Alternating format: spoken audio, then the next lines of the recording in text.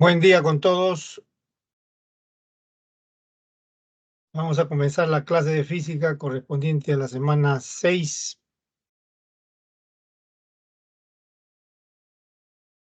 Buenos días, profesor. Buenos días con todos. El tema es estática.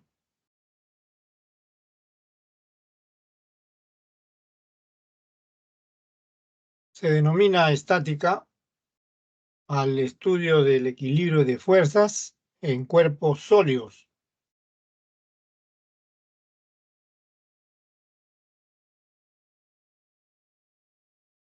Así que el concepto primordial que se debe comprender es el de equilibrio, ¿no? Ahí en estas imágenes de portadas se muestran dos ejemplos de equilibrio, ¿no? En el lado izquierdo dice fuerza concurrente. Vamos a estudiar primero el equilibrio de fuerzas concurrentes. Y en la otra parte vamos a estudiar el equilibrio de fuerzas paralelas, ¿no?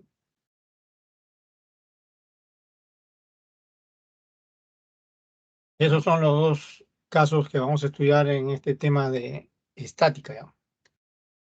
También vamos a tener en cuenta los conceptos básicos que se estudiaron en la semana 5, que son el de sistema físico, fuerza, inercia, masa y peso, ¿no? Por supuesto, la base del estudio, de este estudio de estáticas son las leyes de Newton, la primera y la tercera ley de Newton, que ya también se había estudiado en la clase anterior, dinámica, donde la ley básica fue la segunda ley de Newton, pero había que tener en cuenta siempre las tres, ¿no? Aquí en este estudio, en estática, vamos a tener en cuenta la primera y la tercera ley de Newton.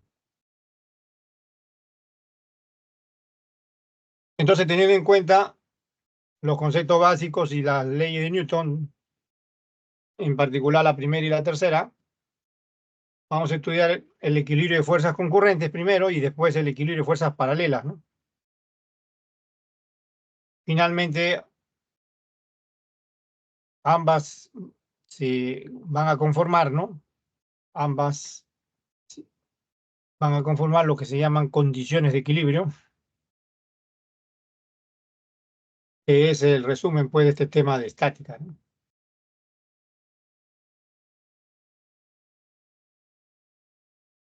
Que es la pieza clave de este tema de estática, las condiciones de equilibrio. Entonces, empecemos con estudiando el equilibrio de fuerzas concurrentes primero. Ahora, ¿a qué se le denomina fuerzas concurrentes? Tres o más fuerzas son concurrentes si sus líneas de acción se intersectan en un punto. Quiere decir que esto es casi geométrico porque las fuerzas se representan por vectores y se habla de líneas de acción, ¿no? O sea, dirección, ¿no? Intersección también en un punto, dicen. Sin embargo, tenemos que esto asociarlo a un sistema físico. El sistema físico va a ser la mesa de fuerzas que se usa en un laboratorio, precisamente para estudiar el equilibrio de fuerzas concurrentes.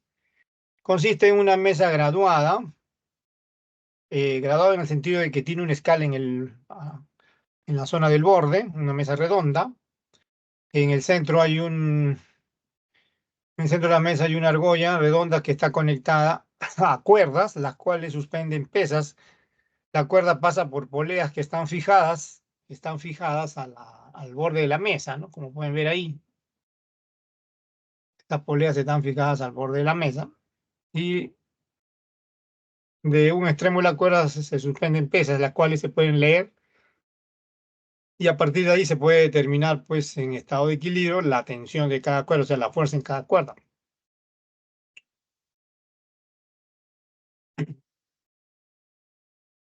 Las poleas están fijadas, ¿no? Ahora, en el otro extremo de las cuerdas están conectadas a una argolla y circular que está justo encima ubicada justo encima del centro de la mesa. Eso se le llama mesa de fuerzas. Ahora, la mesa tiene un transportador, que es el que ven ahí, En el borde está la lectura de los ángulos, así que se pueden medir los ángulos que forman la fuerza con los ejes coordenados que se pueden trazar, ¿no? Esa es la mesa de fuerza. Ahora, no nos interesa el concepto, ¿no?, de fuerza concurrente. Primero eso, ¿no? Bueno, aquí hay una fuerza, ¿no? F1 a lo largo de esa cuerda. Aquí hay otra fuerza F2 a lo largo de esta otra cuerda. Y acá hay otra fuerza F3 a lo largo de esta otra cuerda. Las líneas de acción de la cuerda, por supuesto, está a lo largo de las cuerdas, ¿no? Se transmite el efecto de las fuerzas, ¿no? Y teóricamente deben llegar al centro de la argolla que está encima del centro de la mesa y deben concurrir ahí, ¿no? Teóricamente. Bien, esos son fuerzas concurrentes. Pueden ser 4, 3, 4, 5, 6. El ejemplo que se está mostrando es de 3 nada más.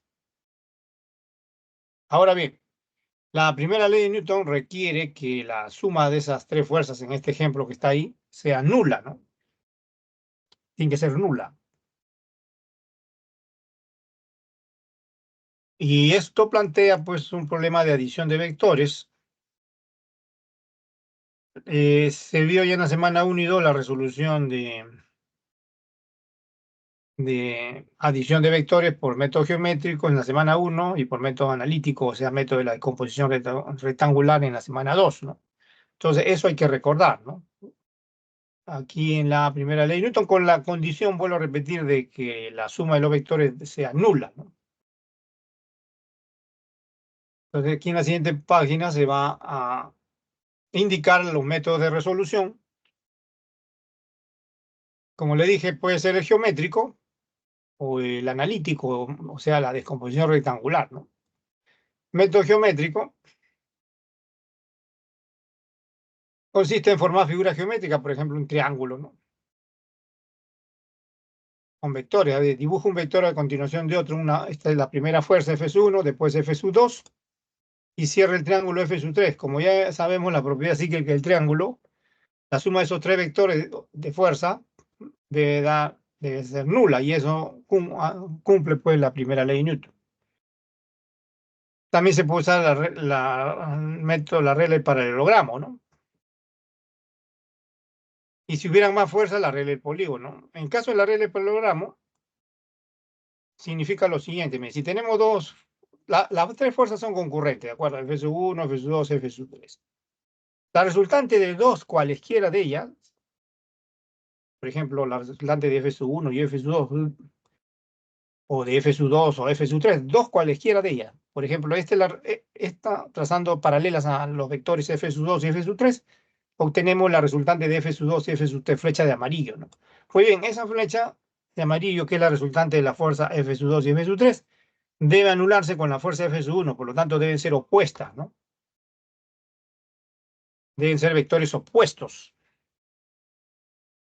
La suma de ellas debe ser nula, ¿no? Por definición de vectores opuestos, entonces la fuerza que es la resultante de F2 y F3 es igual a menos la fuerza F1, ya que se deben anular, ¿no? Cuando se suman se deben anular. Bien, esta sería la forma en que se aplica la regla del paralelogramo con el requerimiento pues de la primera ley de Newton, ¿no? Bajo el requerimiento de la primera ley de Newton de que la resultante de toda la fuerza debe ser nula. Ahora, también se vio en la semana 2 el método analítico de la descomposición rectangular. Ese método de resolución es el general, ¿no? También se puede aplicar en todos los casos porque es el método general, ¿no?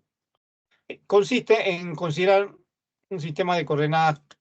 Por ejemplo, si las fuerzas están en el plano, un sistema de coordenadas cartesiano basta, ¿no? Y el origen de coordenadas se pone en el punto de concurrencia de la fuerza. Entonces aquí indicamos las fuerzas a partir del origen de coordenadas: F1, flecha de rojo; F2, flecha de verde; F3, flecha de azul, ¿no? Además, experimentalmente en la mesa de fuerzas se pueden determinar los ángulos que forman la fuerza con los ejes coordenados. Ahora, recuerden que en la semana 2 primer paso del método consiste en proyectar los vectores sobre los ejes coordenados, es decir, descomponer los vectores en sus componentes sobre los ejes X y, ¿no?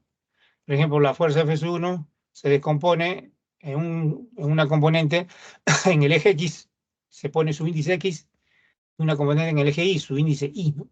Análogamente, la fuerza F2 se compone en una componente en el eje X, ¿no? Su índice X, F2X, y otra componente en el eje Y, F2Y.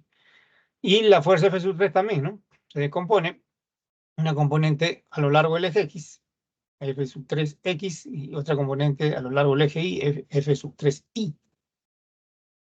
Entonces, ese es el primer paso. El segundo paso es sumar, ¿no? Sumar los componentes a lo largo de los ejes coordenados. Y es aquí donde tiene que ponerse el requerimiento de la primera ley de Newton. Esa sumatoria de las componentes de las fuerzas a lo largo de los ejes X y nos da una resultante a lo largo de cada uno de los ejes. Pero esa resultante debe ser cero, ¿no? Tanto en el eje X como en el eje Y, porque ese es el requerimiento de la primera ley de Newton, ¿no? Entonces, ya saben, esa letra griega ahí significa sumatoria. Como son tres componentes a lo largo del eje X, su índice Y dice que hay que sumar de 1 a 3, ¿no? Y eso debe dar 0. Análogamente en el eje Y, ¿no? Como hay tres componentes, ese subíndice Y significa que hay que sumar tres componentes, ¿no? De 1 hasta la 3, ¿no? Y debe igualarse a 0, ¿no?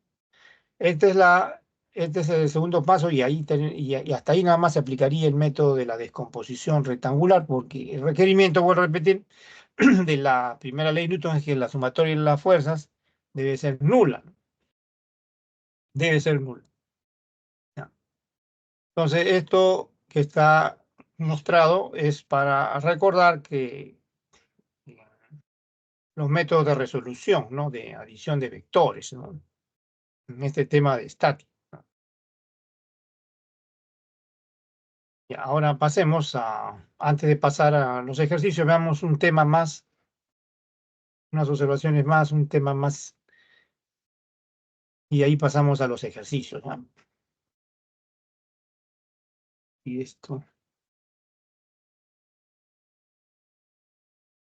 ya pasemos, veamos ahora centro de gravedad de cuerpos sólidos homogéneos. Como la estática es el estudio del equilibrio de fuerzas en cuerpos sólidos, ¿no? Es conveniente comprender lo que significa un cuerpo sólido homogéneo, ¿no? Y también el concepto de centro de gravedad. Primero, si la masa de un cuerpo sólido está distribuida uniformemente a través de su volumen, su densidad será constante y se dice que el cuerpo es homogéneo. ¿Ya? O también puede redactarse al contrario, ¿no? Al contrario, también puede redactarse. Se dice que un cuerpo sólido es homogéneo si su masa está distribuida uniformemente a través de su volumen, es decir, su densidad es constante,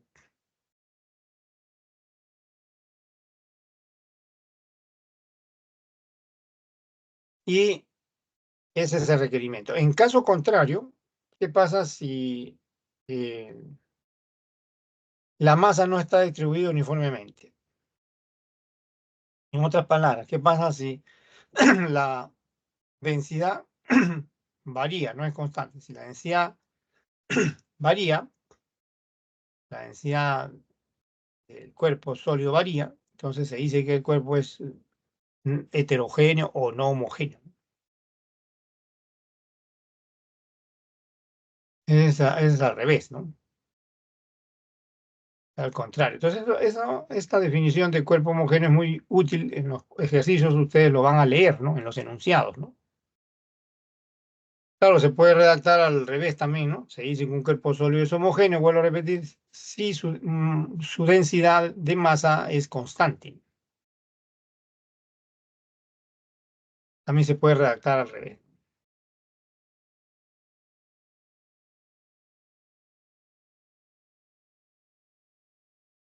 Entonces acá lo podemos redactar al revés si queremos, ¿saber? Se dice,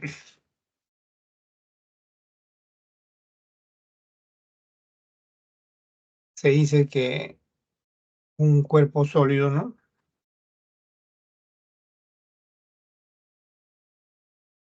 es homogéneo,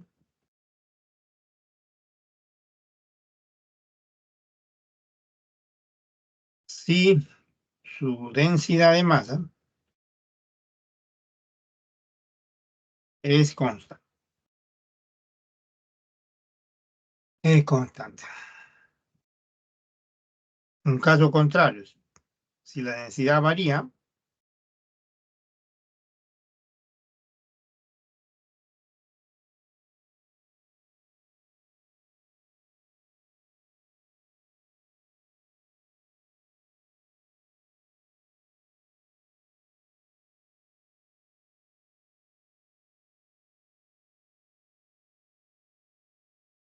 el cuerpo, se dice que el cuerpo es heterogéneo, ¿no?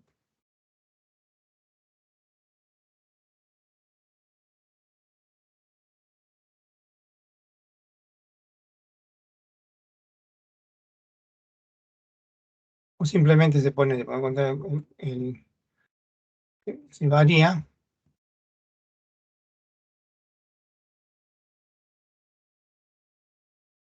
cuerpo se considera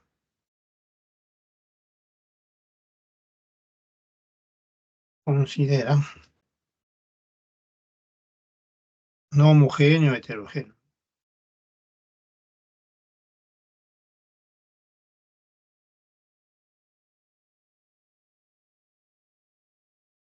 A veces al revés, ¿no? Se puede, esto de acá se puede borrar, ¿no?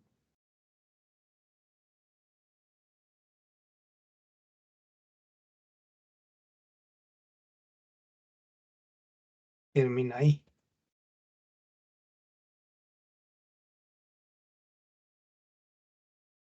Ya,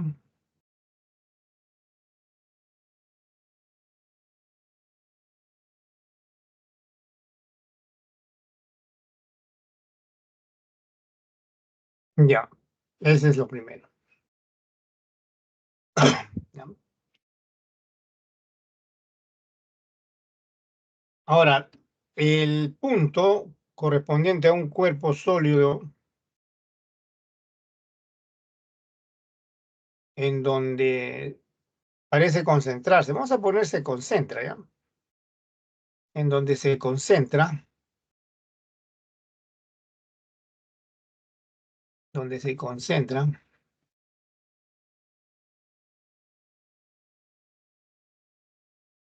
su peso, ¿no?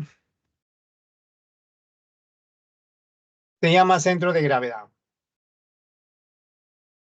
Y el cuerpo se puede representar como una partícula simple. O sea, todo un cuerpo, cualquiera que sea su forma, se puede reemplazar o representar por un punto, como si fuera una partícula simple. ¿Ya?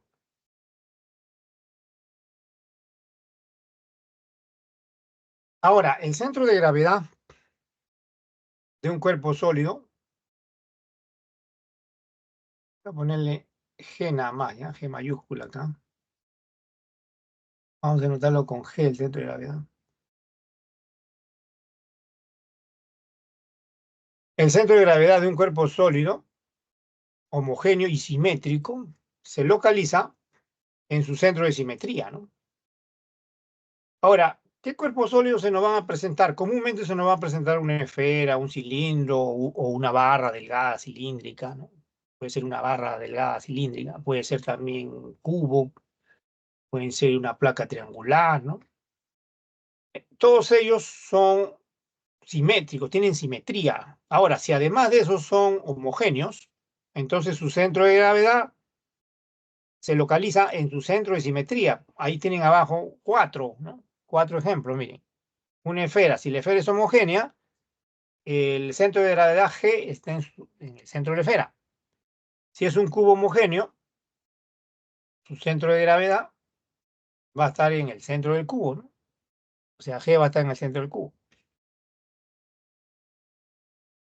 Quiere decir que la distancia de G, del centro de gravedad G, a cada cara, como la que aparece indicada ahí, Y, ¿no? Debe ser la mitad del lado del cubo, de la arista del cubo. Análogamente, si tenemos un cilindro o una barra cilíndrica, por ejemplo, de altura o longitud h, ¿no? Entonces su centro de gravedad va a estar también en el centro del cilindro, ¿no? En el centro del cilindro. O sea, la distancia del centro, entonces, hasta cada base del cilindro, hasta cada extremo, es h/2, ¿no?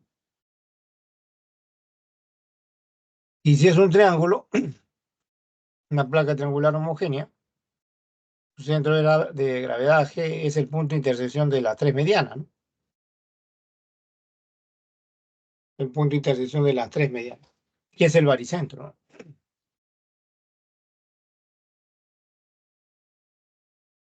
Estas son cuatro de los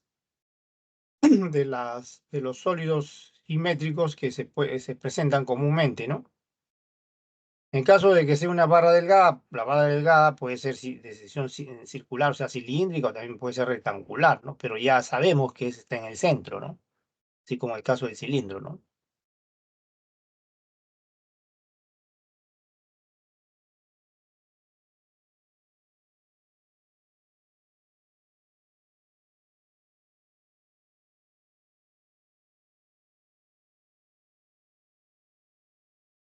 Por supuesto que hay otros figuras geométricas como un cono, una pirámide, ¿no? También, pero son de menos frecuencia, ¿no? Se presentan con menos frecuencia. Estos son los que se presentan con más frecuencia, ¿no? Bien, ahora sí, comprendido lo que es centro de gravedad y también el cuerpo homogéneo, ya podemos empezar a resolver ejercicios. Además, antes de pasar también, a veces ustedes escriben en los enunciados homogéneo y uniforme, ¿no?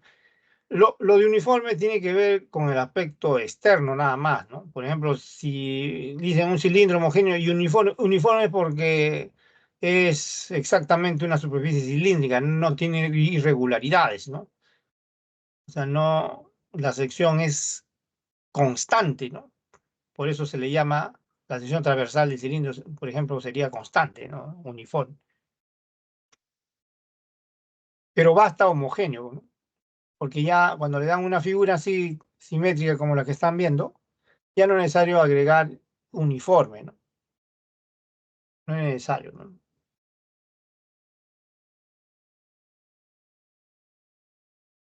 Ya vamos a los ejercicios. A ver, de esta semana 6.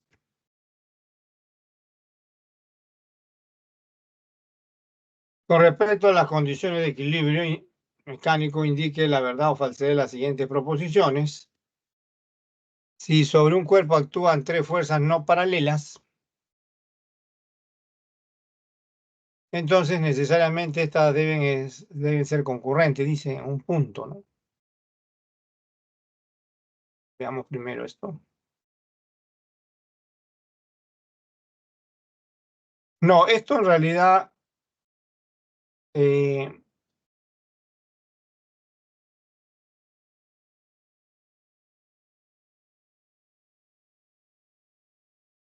esto se cumple siempre y cuando esté en equilibrio, ¿no? Entonces, miren, vamos a agregar acá equilibrio, ¿ya? Un cuerpo en equilibrio, ¿ya? Vamos a precisar ahí, ¿no?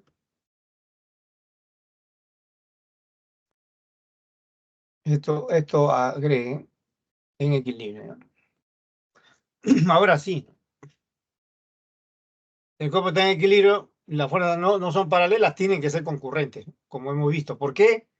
Porque el hecho de que la primera ley de Newton exija que la sumatoria de todas las fuerzas es nula y las fuerzas no son paralelas, entonces deben ser concurrentes, ¿no? Deben ser concurrentes, ¿no? Entonces, para que el cuerpo esté en equilibrio, las fuerzas tienen que ser concurrentes, como hemos visto al comienzo. Ya. Eso de teorema de Lamy, eso no es algo particular, ¿no? No, eso no. Es una exigencia de la primera ley de Newton, en realidad, ¿no?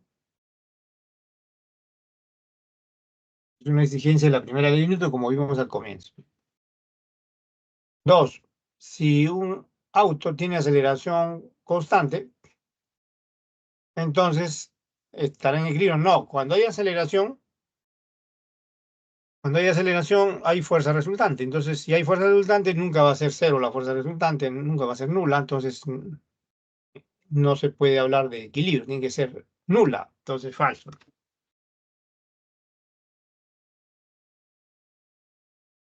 Y la tercera, para que un cuerpo se encuentre en equilibrio, necesariamente se deben cumplir las dos condiciones de equilibrio. Y bueno, esto lo vamos a completar al final, ¿no?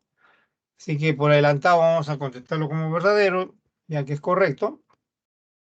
Primero estamos estudiando el equilibrio de fuerzas concurrentes, que es una de las condiciones de equilibrio. Después vamos a estudiar el equilibrio de fuerzas paralelas, que es la otra condición de equilibrio. Y al final va a ser evidente pues, que la proposición 3 que están leyendo ahí es verdadera. Bueno, eso se va a justificar de manera automática al final, ¿no? Entonces, por adelantado ponemos verdadero. Entonces, la respuesta sería, con esa aclaración de la proposición uno sería verdadero, falso, verdadero.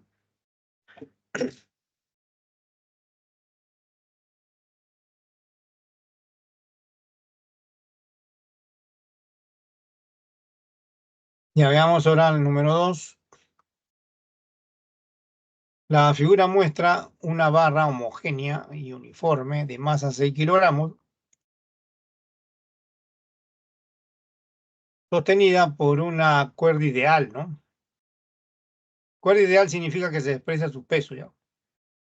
Cuya magnitud de la tensión es 50 newton. Vamos mostrando la figura. Determine la magnitud de la fuerza de reacción del plano inclinado sobre la barra. O sea, la fuerza del plano inclinado sobre la barra. Ahora, la cuerda que está conectada a la barra es vertical, ¿ah? Hay que aclarar eso. Hay que aclarar.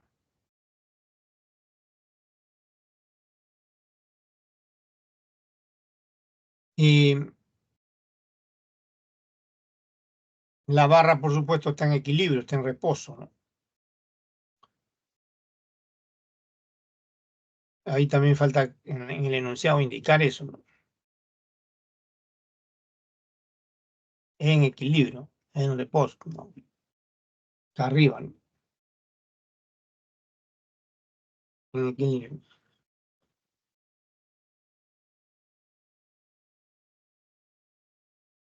Sostenida, ¿no?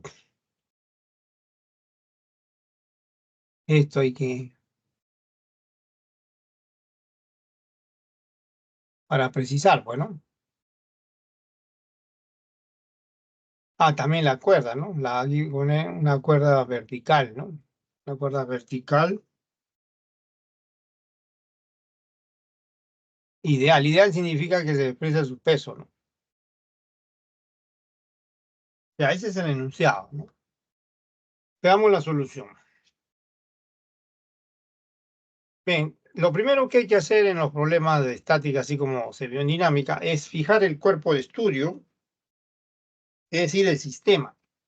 Luego hacer el análisis, ya sea mediante el diagrama del cuerpo libre o también en la misma figura, pero identificando el cuerpo que representa pues el estudio, el sistema, ¿no? El cuerpo que, o sea, identificando el objeto que se va a estudiar. En este caso va a ser la barra, ¿ya? La barra. Bien, el análisis en este caso es de la fuerza, ¿no? Sobre la barra, ¿no? A ver, una fuerza es el peso, ¿no? Que ya saben, como es homogénea, actúa en el centro, ¿no? Como la masa es 6 y la gravedad se asume como 10, ¿no? 6 por 10, 60 newton el peso. Flecha de rojo.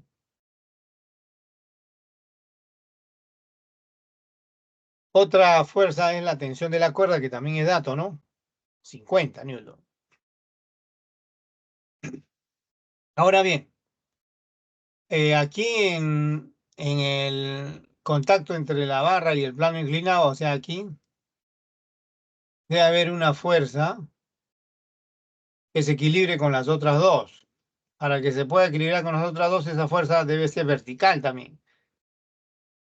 Vertical, ¿no?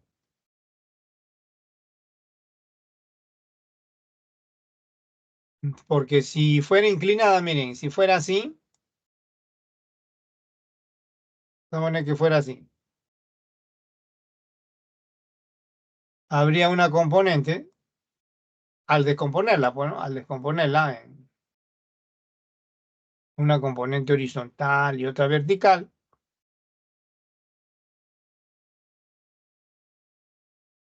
entonces sumando los componentes verticales se pueden anular las fuerzas verticales, ¿no? Pero va a quedar una componente horizontal, ¿no? Acá. O sea, aquí va a quedar una componente horizontal.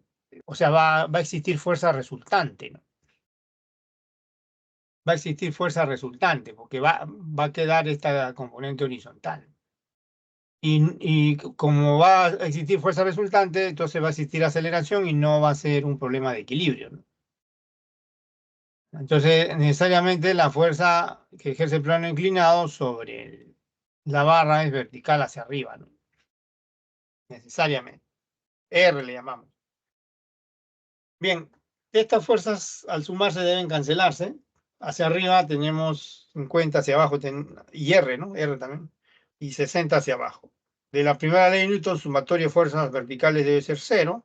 La suma de las fuerzas hacia abajo, o sea, la tensión, ¿no?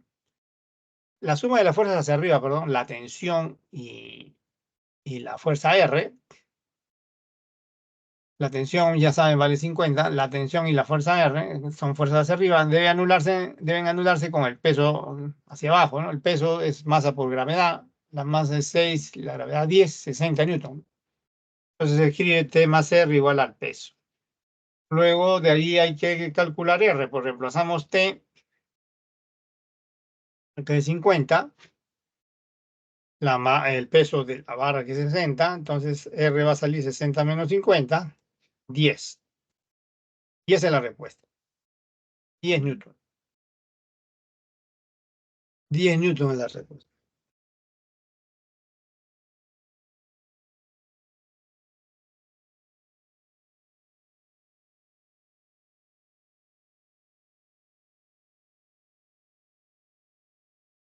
Esa es la respuesta.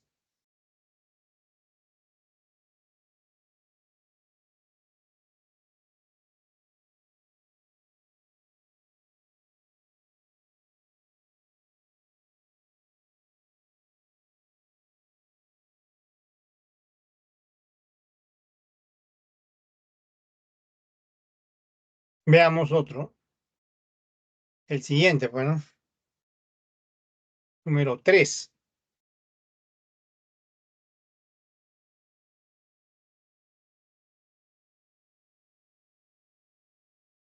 Dice, la figura muestra una barra no homogénea. Bueno, acá es un problema poco común porque ya no lo común es que le digan homogénea, ¿no?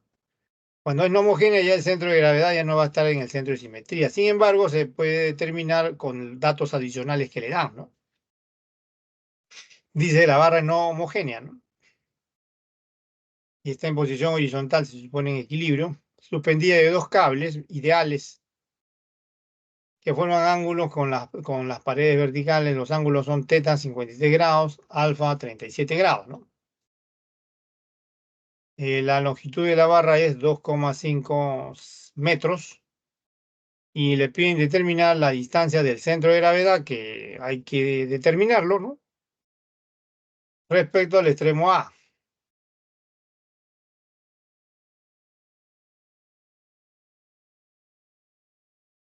Entonces aquí hay que usar argumentos geométricos y también el concepto de fuerzas concurrentes en equilibrio.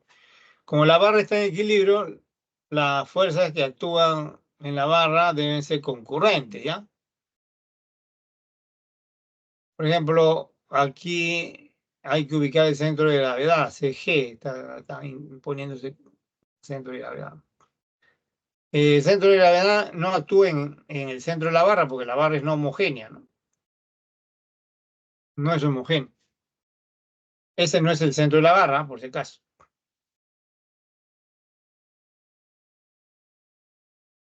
Y le están pidiendo esa distancia, ¿no? Del centro de gravedad hasta el extremo A.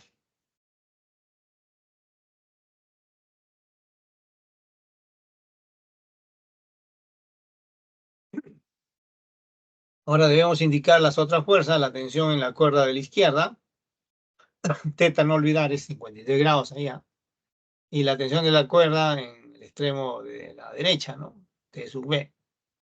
Alfa también es dato, ¿ah? 37 grados.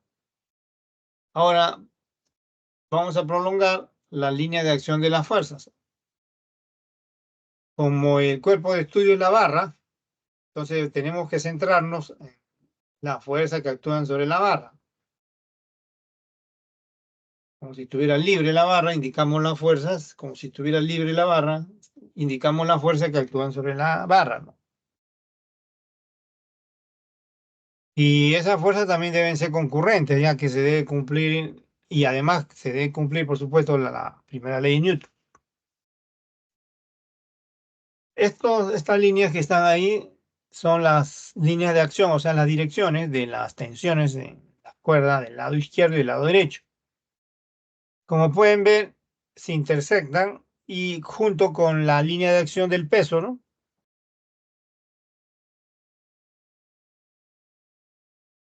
Esta es la línea de acción de la tensión en B, esta es la línea de acción de la tensión en A.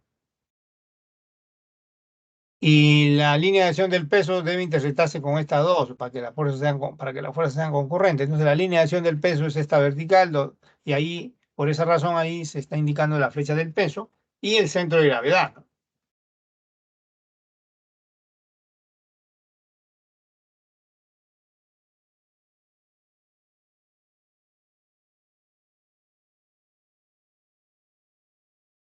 Ahora, teniendo en cuenta que los ángulos teta vale 53 grados y alfa vale 37 grados,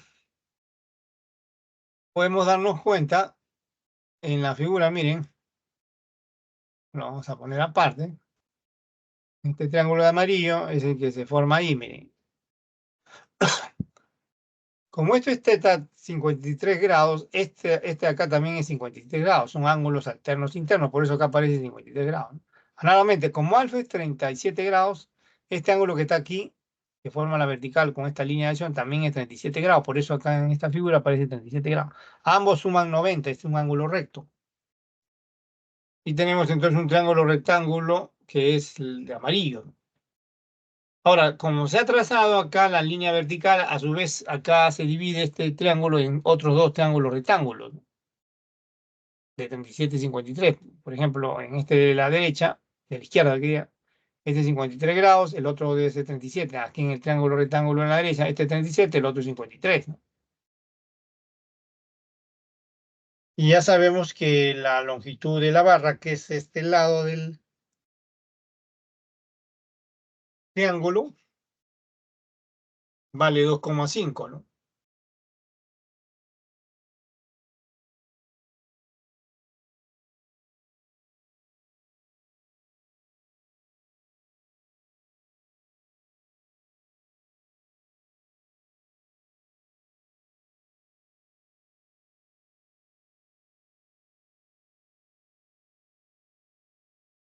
Entonces, la figura auxiliar que está ahí ayuda bastante, ¿no? Ahora observen, se ha sombreado en la figura auxiliar de verde este triángulo rectángulo, ¿no? ¿Por qué razón? Para conocer esta hipotenusa de acá, ¿no?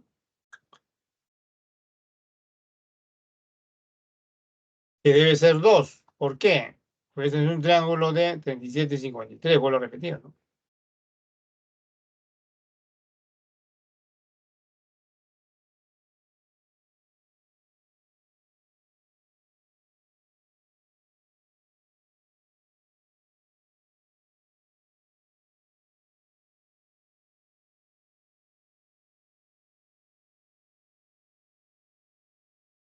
Ya, eso es la razón. Miren, observen por qué es 2. En este triángulo rectángulo de amarillo inicialmente, que es de 37 y 53, todo este acá, ¿no?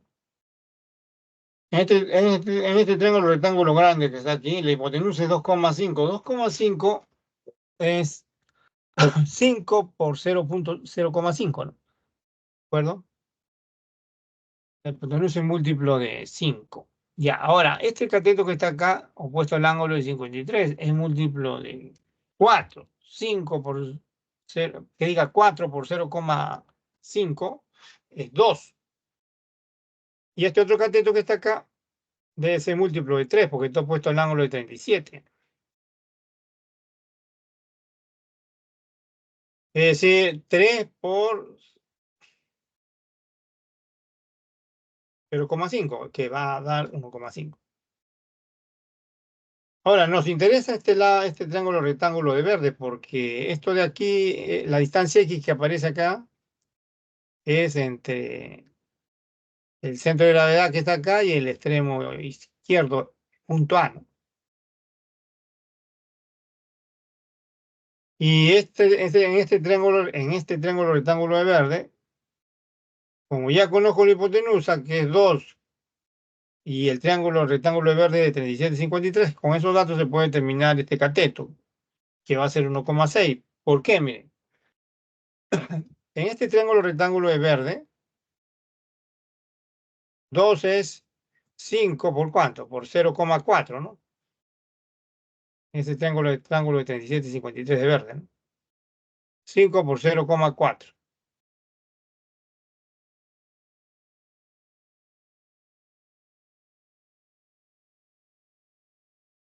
Pero significa que este cateto, que es X, ¿no?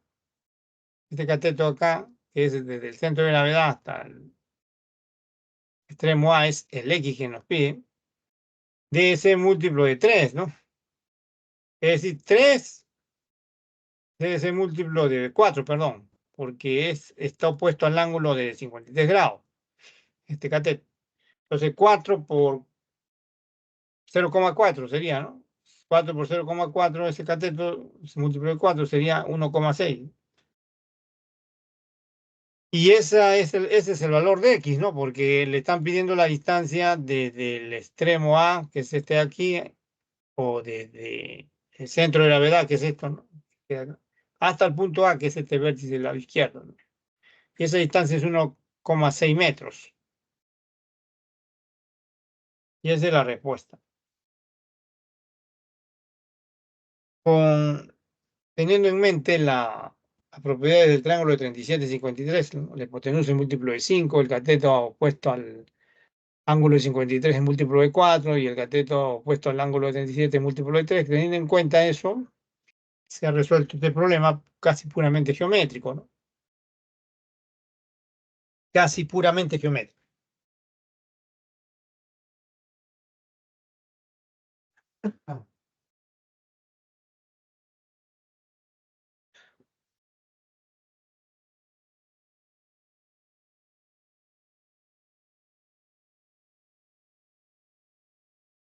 Profesor, disculpe, ¿por qué al inicio vale 60 newtons? 60 newton, Sí, el peso del... sí, ¿por qué Aquí vale? aparece 60, ¿no? En realidad acá, en el enunciado, no aparece, ¿no? Sí, Ninguna masa. No, no es necesario, ¿ah? No es necesario, yo no sé por qué lo han puesto ahí, no es necesario el dato del peso, ¿no? Porque todo es puramente geométrico, ¿no? Lo que le piden determinar es la distancia del centro de gravedad hasta el extremo A, ¿no? Y con los ángulos y con el hecho que la fuerza tiene que ser concurrente, ¿no? Eh, basta, ¿no?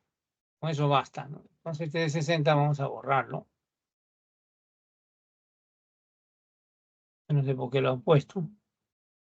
No es necesario. Lo que sí es necesario es que como El centro de gravedad no está en el centro de la barra, sino que, ya que la barra es no homogénea, lo que sí es necesario es que las fuerzas que actúan sobre la barra deben ser concurrentes.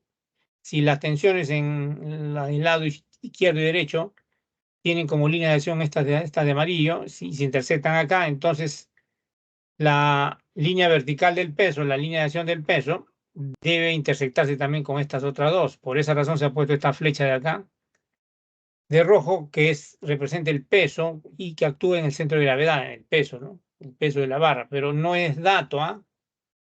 No es dato, ¿no? No es dato.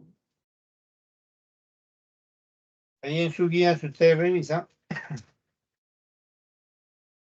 no es necesario poner 60 ahí, ¿no? Ya lo he borrado, ¿no?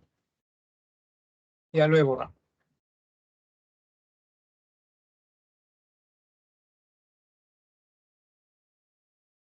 Ya lo borré.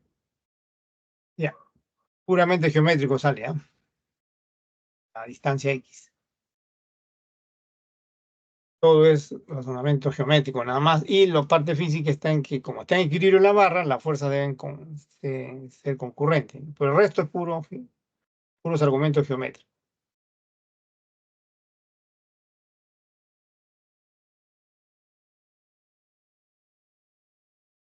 Ok, profesor, gracias. Ya. Ya. Hacemos a otro. Siguiente, ¿ah? Número 4.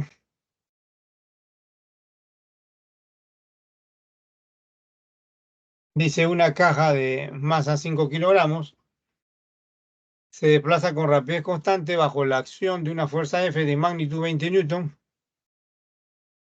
Determine el coeficiente de fricción, por supuesto, cinético, ¿no? Porque se está en movimiento, ¿no? Le dan la gravedad 10, ya saben, si la masa de la caja es 5, el peso es 5 por 10, ¿no? O sea, 50. Y ahí en la figura le dan en la caja la fuerza F, que forma 37 grados con la horizontal. La fuerza F, por si acaso, es 20, ¿no? Y le piden el coeficiente de fricción cinético entre el piso y la caja. Un dato importante es que la caja tiene rapidez constante, ¿no? Y en línea recta, por lo tanto la caja tiene MRU. Esto es constante.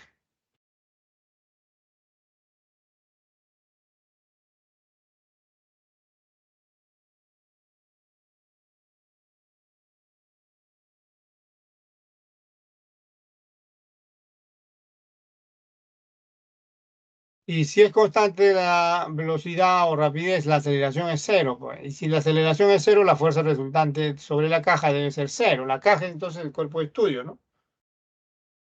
Ahora analicemos la fuerza que actúan sobre la caja. Y ahí está indicada una, ¿no? La fuerza F, ¿no? Y hay una ya.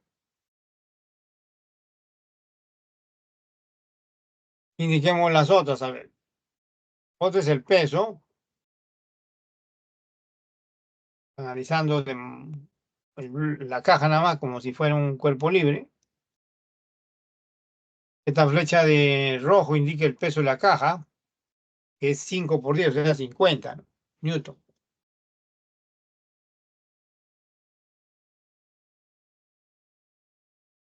Otra fuerza es la normal, bueno, la fuerza normal que ejerce el piso sobre la caja, N, ¿no?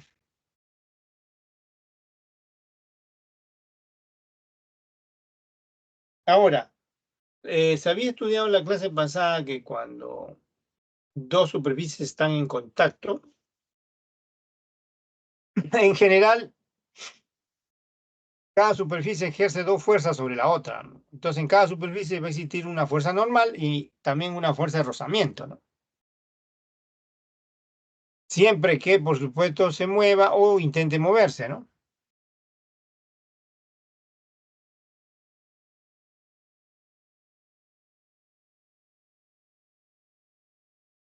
En este caso se está moviendo con rapidez constante, entonces están las dos fuerzas, la de rozamiento, que se opone al movimiento de la caja, y la normal. Ahora, la única fuerza inclinada es la fuerza F, así que conviene descomponerla en una componente horizontal y una vertical. Esa, ahí se muestra la componente horizontal, ¿no?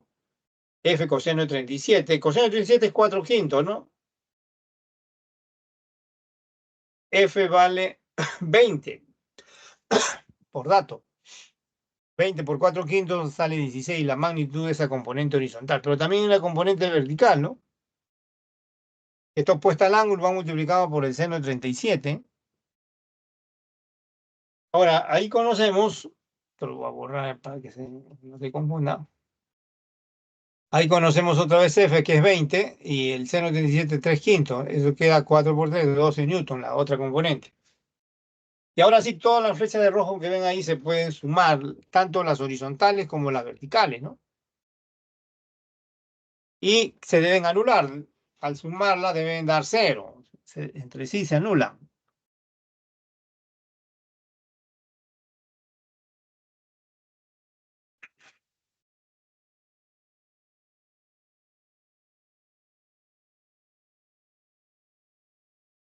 Y ese es el requerimiento de la primera ley de Newton.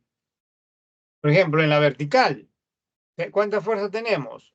3, miren.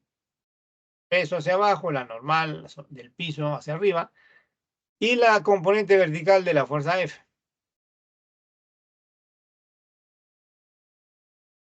Así que la fuerza hacia arriba, que es la normal, debe ser igual a la suma de las fuerzas que están hacia abajo, que es 12, y la otra fuerza es 50 newton, ¿no? La suma da 62 newton, ¿no? Ya, ese es el cálculo de la norma. Ahora, sumemos las fuerzas horizontales. Hay dos nada más. La componente de la fuerza, la componente horizontal de la fuerza F, que es 16 hacia la derecha, y la fricción estática, que es hacia la izquierda. Esas fuerzas también tienen que anularse. Para que se anulen, debemos igualarla. Ahora, la fricción cinética, ya saben la ley, coeficiente cinético por normal, ¿no? Y acá pueden reemplazar la normal, que es 62, queda así. Ya, pero vuelvo a repetir, las fuerzas horizontales solo son dos, la componente de 16 newton horizontal hacia la derecha y la fricción hacia la izquierda. Entonces ahora analicemos las fuerzas en la horizontal, ¿no? Como hay solamente dos fuerzas horizontales, una hacia la derecha, otra hacia la izquierda, se igualan, pues, ¿no? 16 hacia la derecha se iguala con la fuerza de rozamiento, que es coeficiente por la normal, que es 62, ¿no? O sea, 62 mu. Donde mu, esa letra es denota el coeficiente de fricción, pues, ¿no? Cinético, ¿no?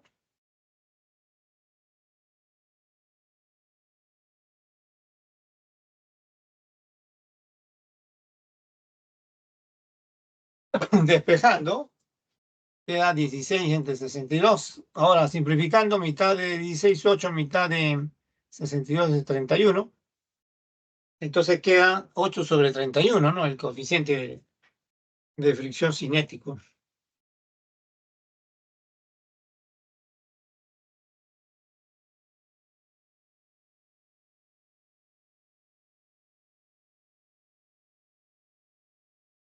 Y esa es la respuesta. Todavía hay uno más de equilibrio de fuerza concurrente, ¿ya?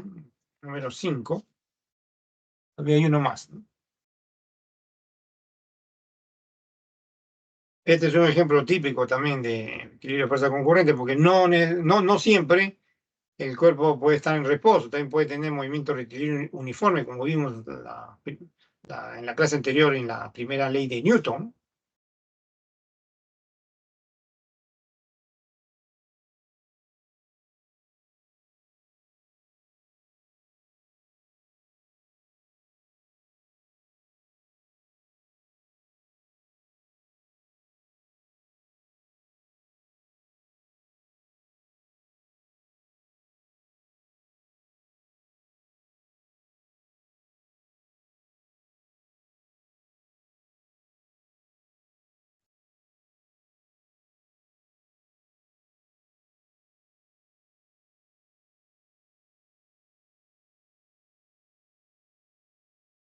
Veamos ahora el número 5. La figura muestra un bloque, ¿no? De masa 200 kilogramos.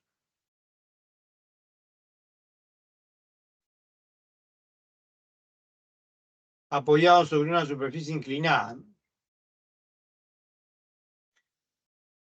Si las fuerzas presentan un coeficiente de fricción estático de 0,5, si la superficie, perdón, o sea, las superficies en contacto entre el bloque y el plano inclinado tienen un coeficiente de fricción, o sea, un coeficiente de rozamiento estático de 0,5.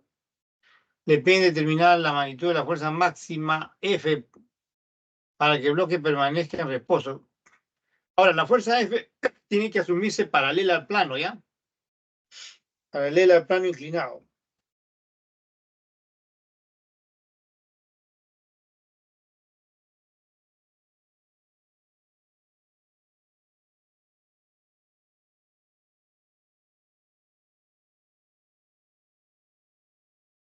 El ángulo es dato, ¿ah?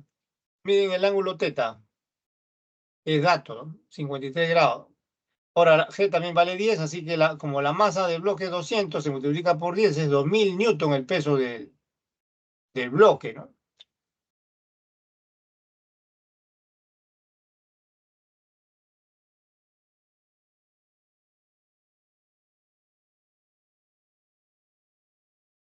Veamos la solución entonces. Nuevamente acá tenemos que fijar el cuerpo de estudio, que es el bloque.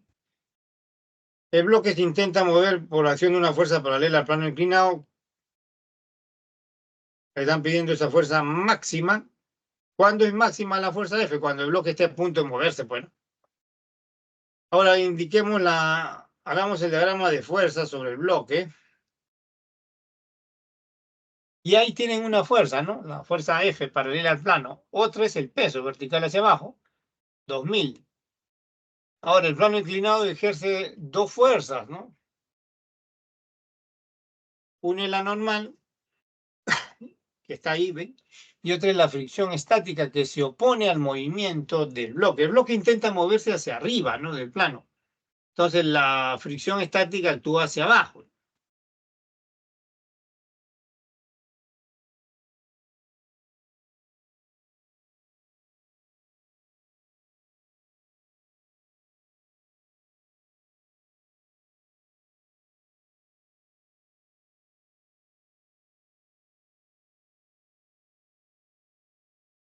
Ahora, es conveniente, la clase pasada se explicó que es conveniente que la flecha vertical del peso se descomponga, ¿ya?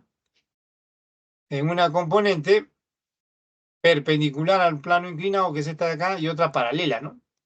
Ahora, también se indicó la clase pasada que el ángulo del plano inclinado es igual al ángulo que forma la flecha vertical del peso con su componente perpendicular al plano, ¿no? Entonces, este ángulo acá debe ser también teta, o sea, 53 grados. ¿Eh?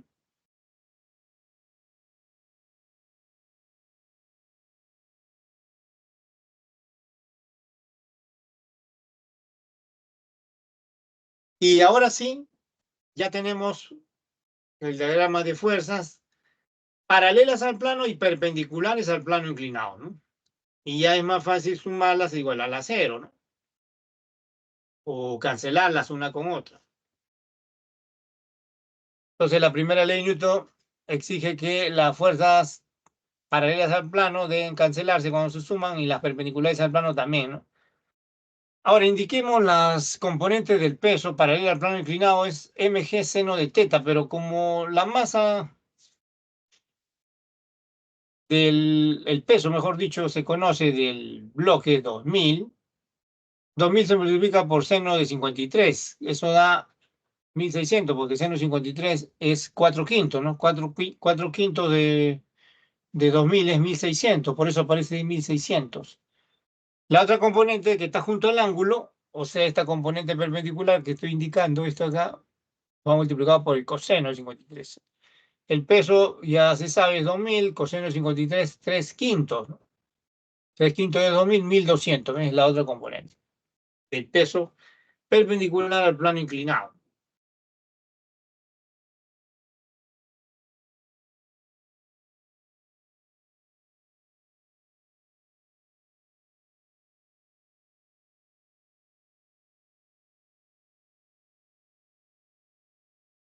Miren, nuevamente vamos a Sumar las fuerzas perpendiculares al plano inclinado. ¿Cuántas hay? Hay dos nada más, miren. La normal y la componente de 1200, ¿no? Que aparece ahí. Como deben ser opuestas y de igual magnitud para que se cancelen, entonces ya conocemos la magnitud, pues 1200, ¿no? Si mg coseno 53 vale 1200, n vale 1200 y tiene dirección opuesta, así que se cancelan estas dos, se anulan estas dos, n sale 1200.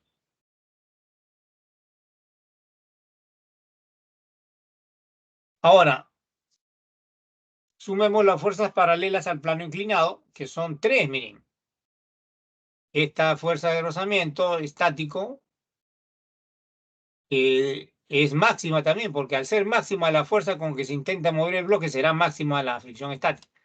La otra fuerza es esta componente, ¿no? Del peso del bloque paralelo al plano, que es 1600, y la otra que es F, es lo que le están pidiendo, también paralelo al plano inclinado. Ya, de aquí, las fuerzas paralelas al plano inclinado se deben anular. Hacia arriba tenemos F, ¿no? Hacia abajo tenemos 1600 y 600, que es la fuerza de rozamiento. Acá se ha calculado ya. Como le dan el coeficiente de fricción 0,5 y la normal nos salió pues 1200. Entonces la mitad de 1200, 600. O sea, ya tenemos dos. 1600 y 600, ¿no? Este es 1600 y este es 600. Esa fuerza hacia abajo, la suma de esa fuerza hacia abajo, estas dos, debe ser igual a la fuerza hacia arriba. Así lo exige la primera ley de Newton para que se cancelen, bueno. Así que F debe ser la suma, pues 1600, que es esta de acá,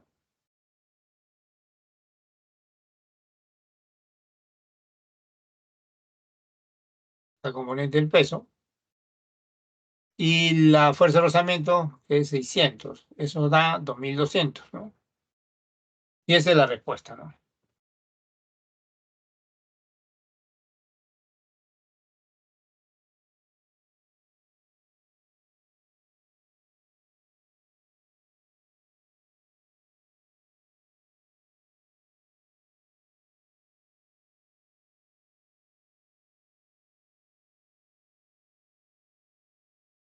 Ahora sí, hemos visto pues ejemplos de equilibrio de fuerzas concurrentes. Como le dije al comienzo, eh, estamos estudiando estática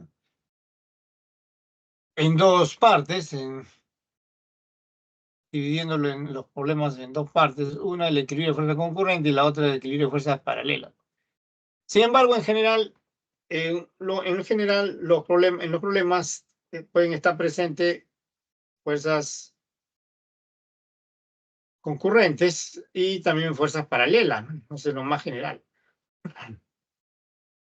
Ya, para estudiar el equilibrio de fuerzas paralelas, es necesario comprender el concepto de torque. Así que pasemos a la teoría. Pasemos a la teoría, ¿ya?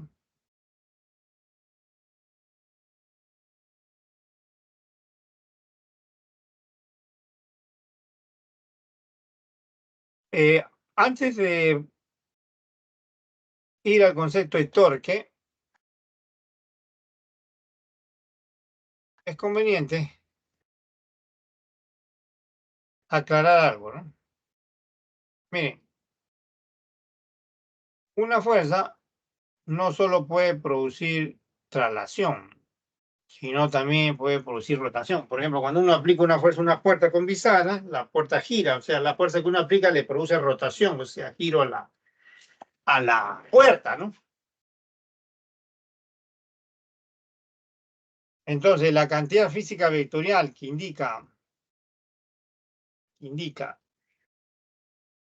el efecto de rotación producido por una fuerza se llama torque o momento de fuerza. Y ese es el siguiente punto.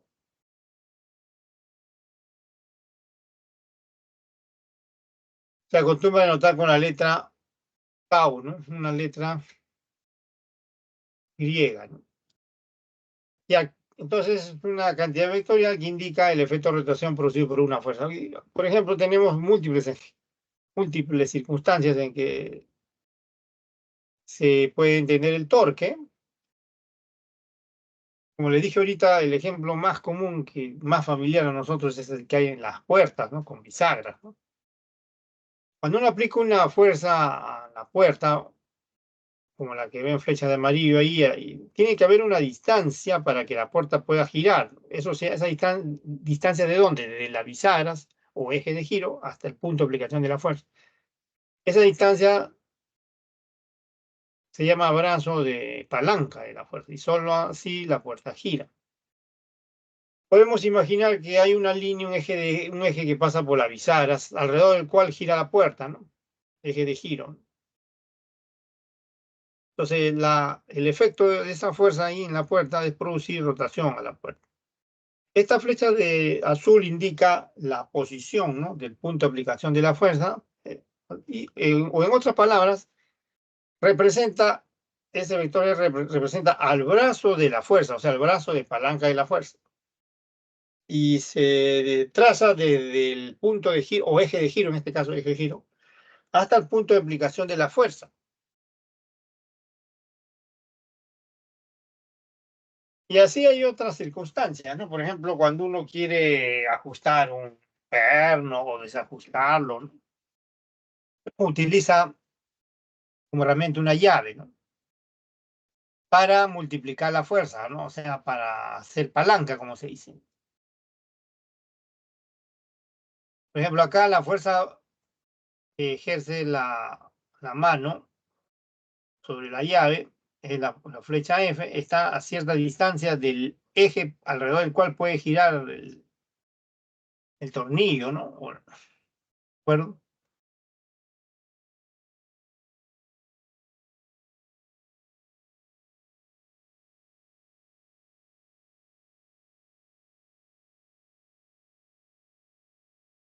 Y aquí también, como va a haber giro, entonces esa fuerza se dice que tiene un brazo de palanca, que viene indicado por esta flecha en morado, R otra vez, ¿no?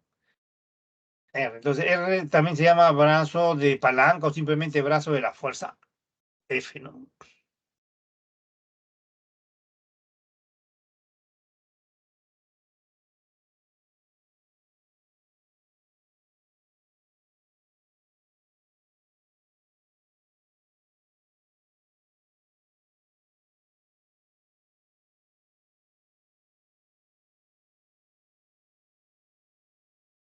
Bien, estas son circunstancias de la vida cotidiana que tienen que ver pues con este concepto de torque. Ahora definamos el torque de manera exacta ya. Siguiente página.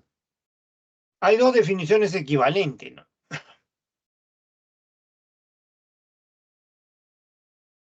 Por ejemplo, si seguimos considerando el ejemplo de la puerta y las fuerzas que se describen están en el plano, entonces conviene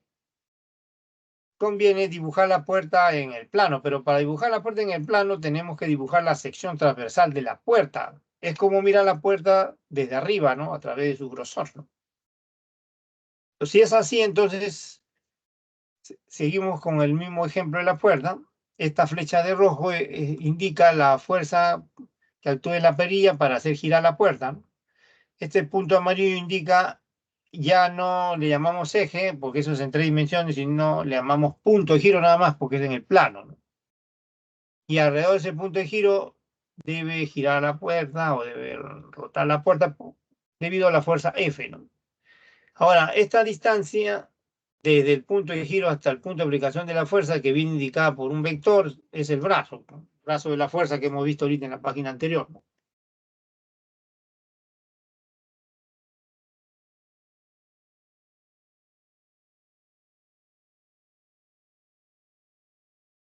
Ahora bien, ¿qué dice, o mejor dicho, observen la fuerza F? La fuerza F tiene una dirección arbitraria indicada por el ángulo θ respecto al brazo, respecto al plano de la puerta. Ahora, ¿qué dice la primera definición de torque o la definición de torque? Dice que hay que multiplicar la fuerza perpendicular al brazo o al plano de la puerta, que es en el ejemplo que está ahí, por el brazo Eso significa que hay que descomponer. Esto implica que hay que componer la fuerza F, una componente horizontal que está junto al ángulo F coseno de teta y otra vertical, ¿no? Que está opuesta al ángulo. Se escribe F seno de teta. Y eso se reemplaza en la definición que está acá abajo, queda F seno de teta por R, que es el brazo.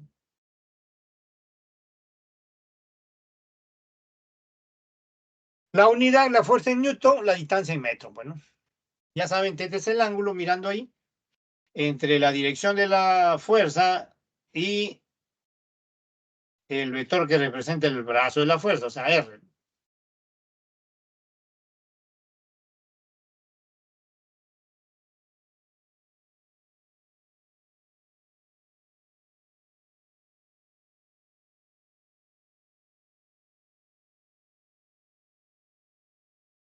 Ya, pero hay otra definición, ¿ah?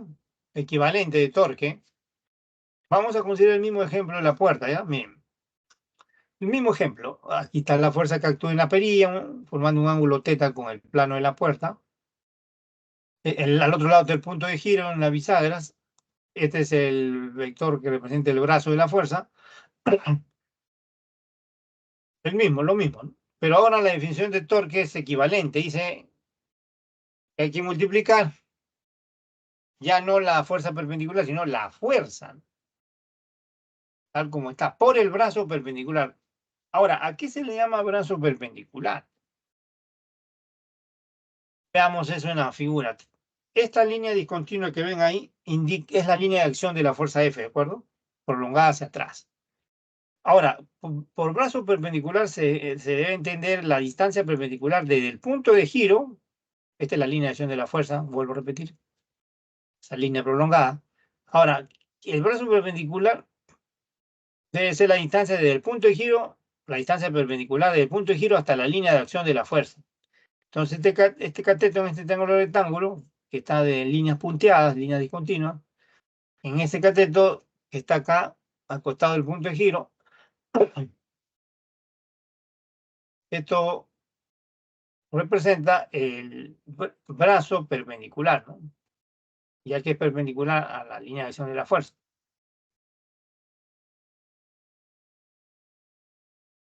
Y en ese triángulo con línea discontinua, es un triángulo rectángulo, este es el ángulo opuesto, ¿no?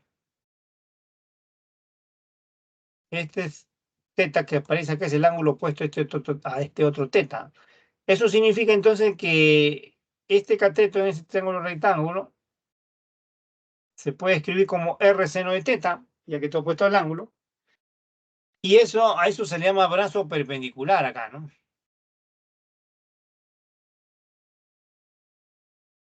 Brazo perpendicular.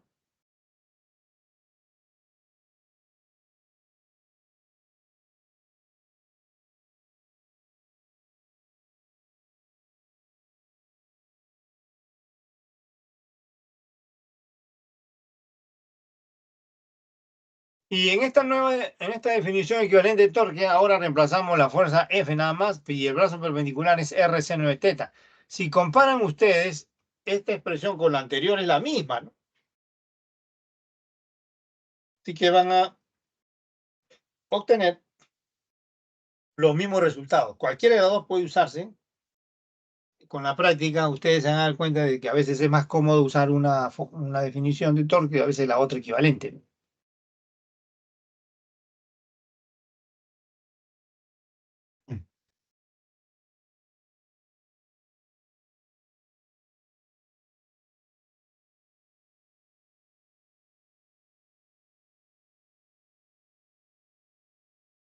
Bien, entonces para concluir con la teoría, ahora veamos la conclusión de este estudio estático. Eso viene dado por las condiciones de equilibrio. Pero antes, veamos observaciones, por supuesto, sobre esta definición, para que se entienda más, ¿ya? Sobre esta definición. Miren, si la fuerza actúa en el punto de giro, la distancia al punto de giro es cero, pues, ¿no? Significa que la fuerza no tiene brazo. Su brazo es cero. En este caso, la fuerza también podría que actúe no directamente en el punto de giro, también puede actuar tangencialmente al plano de la puerta, ¿no? Y si ese es el caso, como han visto en la figura anterior, la línea de acción de la fuerza, que es tangente al plano de la puerta, va a pasar por por el punto de giro, entonces tampoco tiene brazo. En cualquiera de los casos no hay giro de la puerta, torque cero. Ahora, ¿qué pasa si la fuerza es perpendicular al brazo?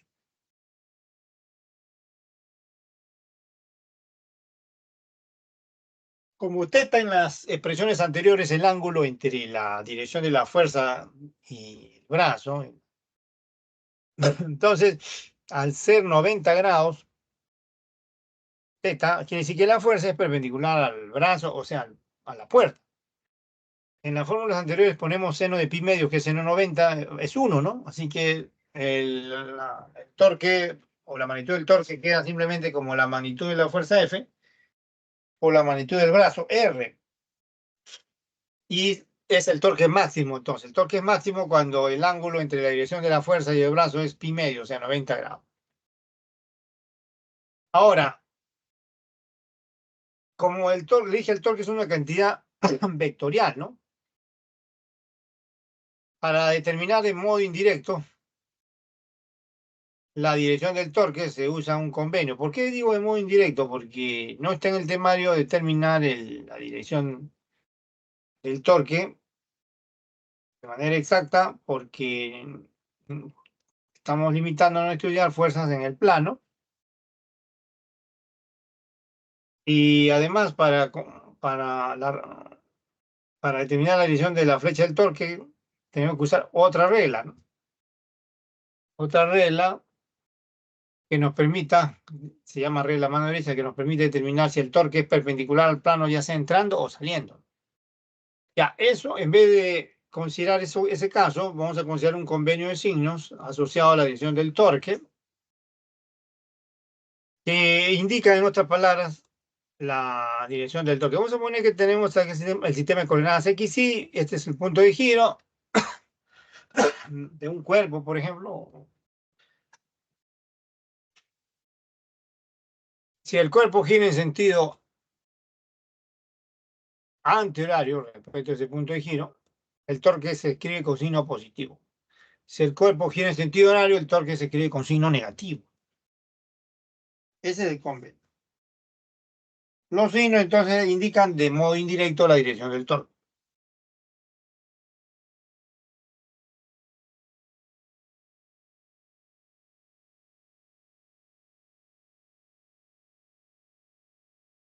Y ahora sí, la conclusión es que existen dos condiciones de equilibrio. Para que un cuerpo se encuentre completamente en equilibrio, se deben cumplir dos condiciones. La primera condición, que se llama equilibrio de traslación o de fuerza concurrente, ya lo hemos estudiado, sumatorio de fuerzas nos da una fuerza resultante y eso es nula, ¿no?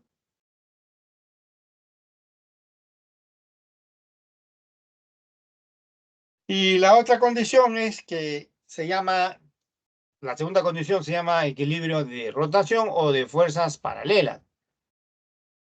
En la primera condición de equilibrio, ya sabemos de la semana pasada que esa condición es de que el cuerpo esté en reposo o tiene MRU. La segunda condición es que el cuerpo esté en reposo o tiene MCU, pero no está fuera del temario el estudio de la segunda condición de equilibrio cuando el cuerpo tiene MCU, ¿no? Solamente los casos en que esté en reposo nada más. Y en este caso, al sumar todos los torques, da un torque resultante y debe ser nula. Entonces, estas dos condiciones de equilibrio deben cumplirse para que un cuerpo esté completamente en equilibrio.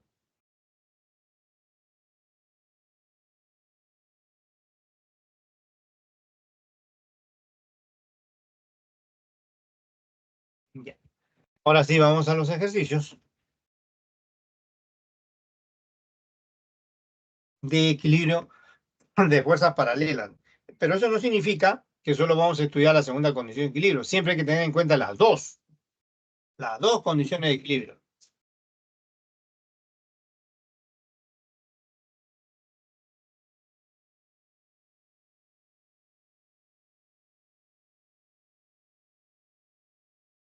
Vamos a los ejercicios. Número 6, ¿no?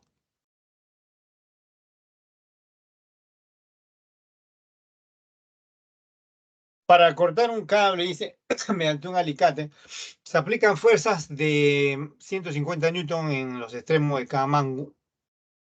Determine la magnitud de la fuerza F que se ejerce en la punta del alicate. O sea, el alicate tiene dos puntas, ¿no? En cada punta se ejerce una fuerza. Nos interesa en una de ellas, nada más. Miren, el alicate, así como la tijera, son palancas de primer orden, como se dice. Una palanca es de primer orden si la fuerza aplicada y la fuerza que se multiplica, a veces le llaman resistencia también esa fuerza, están entre sus extremos comúnmente, pero una palanca en realidad es cuando el punto de apoyo, punto de giro, o fulcro también se llama, ¿no? Que es este que ven ahí en la articulación del alicate. El fulcro es el punto de apoyo, punto de giro. Cuando ese punto está entre la fuerza aplicada, que es 150, y la fuerza que se multiplica, que aparece en la punta del alicate, ¿no? Esas fuerzas están comprendidas el fulcro está comprendido entre esas dos fuerzas, entre la fuerza aplicada y la fuerza que se multiplica, llamada también resistencia. Además le dan de dato, miren, esto es 12 centímetros, desde la punta del alicate hasta el fulcro, que es el punto de apoyo, de giro, es 2 centímetros, y desde el fulcro hasta el extremo de los mangos es 16 centímetros.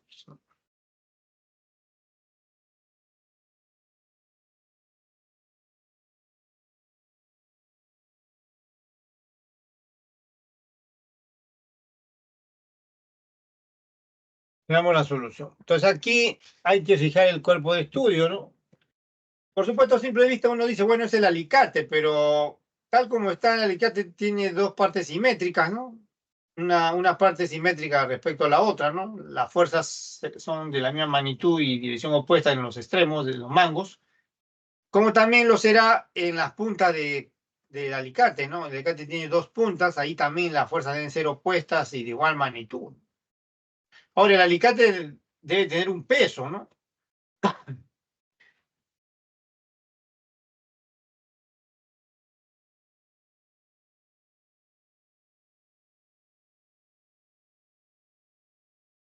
Pero nos interesa, vuelvo a repetir, el alicate como palanca nada más, ¿no? Se supone que el punto de apoyo, que en este caso es el fulcro, entonces ahí debe concentrarse el peso, ¿no? Pero no nos interesa eso, no la fuerza, cómo se multiplica la fuerza F nada más, ¿no?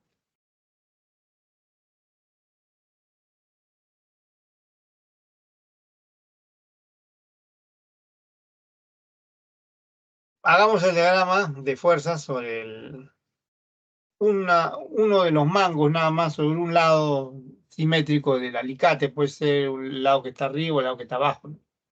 Y eso se puede representar por una barra. En un extremo actúa la fuerza de 150, en el otro actúa la fuerza F que le pide, ¿no? Fuerza de reacción F. Esas son fuerzas paralelas. Este punto O indica el fulcro, es el punto de apoyo, como se dice, ¿no? Ya estas distancias son datos de 2 y 16, ¿no? Ahora, lo primero que hay que hacer en todo problema donde se va a aplicar las condiciones de equilibrio o la segunda condición de equilibrio es analizar las fuerzas primero. Se elige el cuerpo de estudio, en este caso va a ser un lado nada más del alicate, el otro lado es simétrico. Luego se indican todas las fuerzas que actúan sobre el cuerpo de estudio, ¿no? Y ahí tienen una 150 y la otra F, ¿no?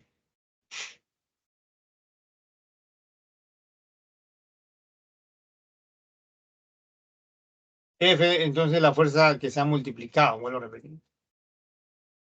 La fuerza de 150 al actuar en cada mango, multiplica la fuerza en cada punta del alicate.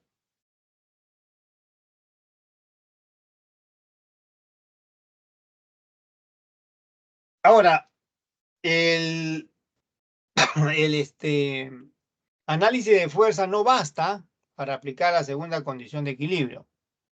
Hay que hacer un análisis adicional. En este caso es sencillo porque ya le están dando el fulcro, o sea, el punto de apoyo pueden asumirlo como el punto de giro, ¿no? Y también ya sabemos que las fuerzas actúan en los extremos, ¿no? De cada lado simétrico del alicate. Ahora, una vez elegido el punto de giro, uno tiene que saber los sentidos de giro que producen la fuerza. Por ejemplo, la fuerza F, que está a la izquierda del punto de giro, produce giro en sentido antihorario, ¿no? Porque al aplicar esta fuerza F acá, esto baja, ¿no? Por eso antihorario. Cuando es antihorario, no olvida que el torque es positivo, ¿no?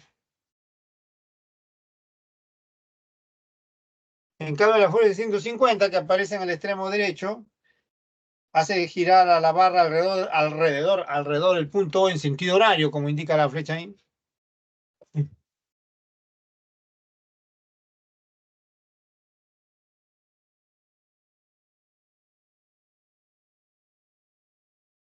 Ahora, como se ha elegido el punto O, ¿no? O sea, el fulcro, esto acá, punto, se ha elegido como punto de giro, la sumatoria. Ahora sí podemos aplicar la segunda condición de equilibrio, porque miren, ya los brazos están dados ya en la figura, no necesitamos indicar los brazos, ¿no? Los brazos, es decir, la distancia del punto de giro O hasta la línea de acción de cada fuerza está dado ahí ya en la imagen, ¿no? 2 centímetros es la distancia hasta la fuerza del lado izquierdo y 16 centímetros hasta la fuerza del extremo derecho. Ahora, la segunda condición de equilibrio dice que el torque total o la sumatoria de los torques debe ser nula. Hay un torque horario y un antihorario, ¿no? Así que ambos cuando se suman debes dar cero. Ahora, en forma práctica, se puede poner, o bien así como están viendo ahí abajo, el torque positivo, que produce ese giro en sentido antihorario, F por su brazo, que es 2, menos el torque negativo, pues el torque negativo se escribe con signo negativo, ¿no? 150 por su brazo, que es 16, que es la distancia entre el O y la fuerza. Y de acá va a salir F, pues, ¿no? Fácil, ¿no? Ahí va a quedar la mitad de 2, la mitad de 16, 8 por 150, pues. Y eso va a dar 1200. Esa es la respuesta.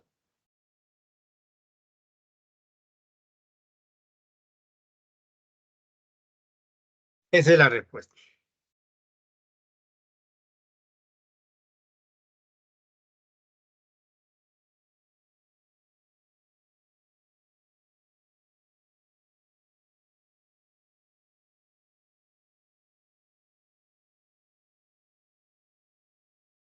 Veamos ahora el siguiente, ¿no? Número 7.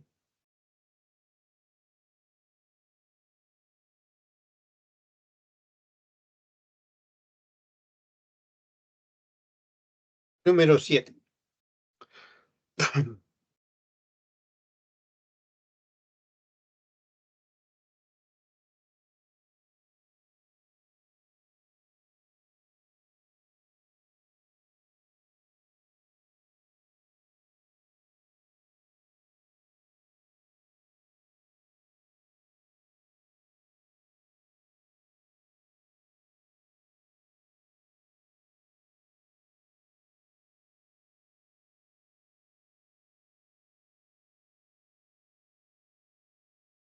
Entonces, una escalera de masa 20 kilogramos, dice, está apoyada sobre una pared e impedida a deslizar sobre el piso. Debido a la cuerda BZ, como muestra la figura,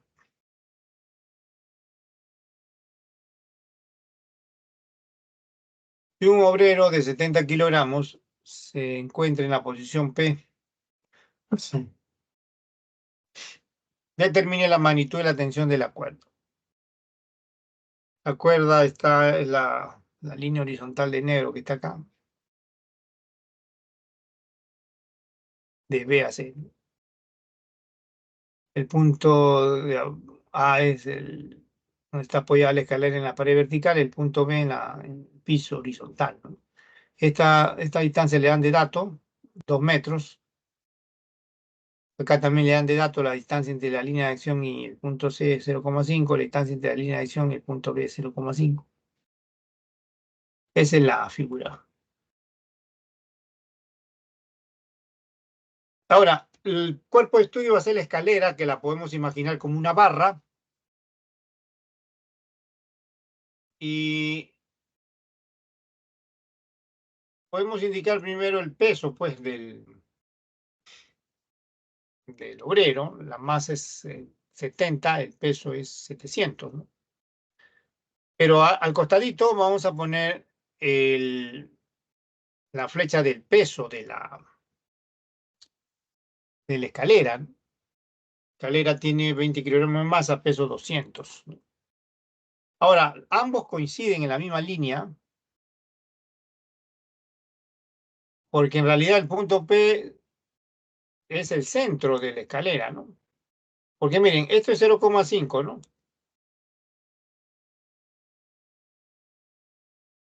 Acá también voy a poner, miren, voy a poner la distancia acá, también es 0,5, miren.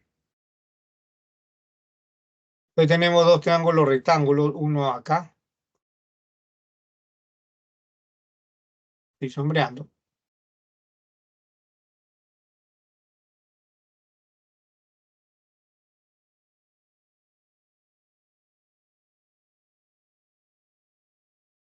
y otro acá. Estos son semejantes, ¿no? Tienen sus lados paralelos. Además,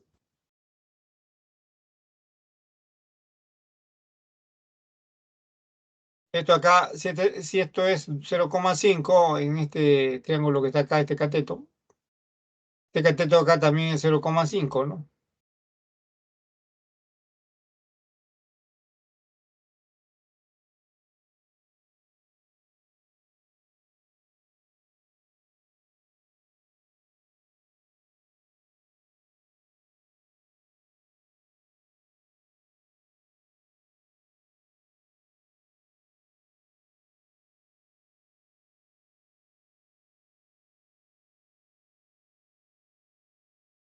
Ya,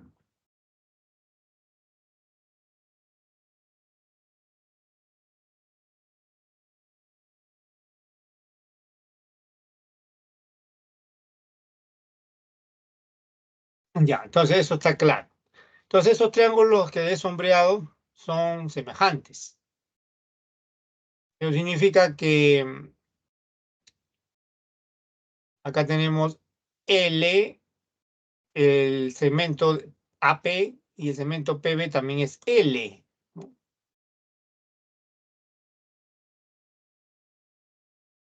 ¿Eh? Entonces P es el punto medio, ¿no? Y como es punto medio, ahí también no solo actúa el peso de la escalera, sino ahí está parado el obrero. Entonces, en el punto P actúan esas dos fuerzas, esas flechas de rojo que ven ahí. Una es de 700 newton, la otra es de 200 newton. Como las dos son hacia abajo, suman 900 newton. Además, ¿qué fuerzas hay? La tensión de la cuerda, que es lo que le piden. La normal, ¿no? Como no hay fricción, solo actúa la fuerza normal de la pared vertical sobre la escalera en el punto A y del piso horizontal sobre la escalera, ¿no? N sub B. Y la otra flecha roja que se está trazando ahí indica pues la tensión T, ¿no? Que es lo que le piden. Entonces, la suma de todas esas fuerzas debe ser nula, ¿no? En este caso, vamos a aplicar primero la primera condición de equilibrio, ya que también se va a aplicar la segunda. Bien, aplicando la primera condición de equilibrio, la suma de todas esas fuerzas debe ser nula. Las horizontales, ¿saben? La normal en A debe anularse con la tensión que está, la cuerda que está hacia la izquierda se anula con la normal que está acá a la derecha, ¿no? Se igualan. ¿Eh? Igual la fuerza vertical, miren. Hacia abajo es 200 más 700, 900. Hacia arriba la normal en B, ¿no? Entonces la normal en B ya se conoce, las fuerzas verticales también se anulan, se suman, se anulan. Así que la normal en B debe ser igual a la suma de la fuerza hacia abajo, que es 900. Ya, hasta ahí nos puede ayudar la primera condición de equilibrio, pero eso no permite determinar la tensión. Entonces necesitamos hacer un análisis adicional para aplicar la segunda condición de equilibrio. El punto de giro se va a considerar acá en el punto B, ¿no? Es lo primero que hay que hacer. Como en el punto B actúan estas dos fuerzas, la normal en el punto B y la tensión, entonces esta fuerza, la distancia de esta fuerza hasta el punto de giro es cero, así que no producen rotación, su torque vale cero. Las otras nada más producen rotación, esta de 700 más 200, o sea, 900, y esta N sub A son las que producen rotación, son las únicas.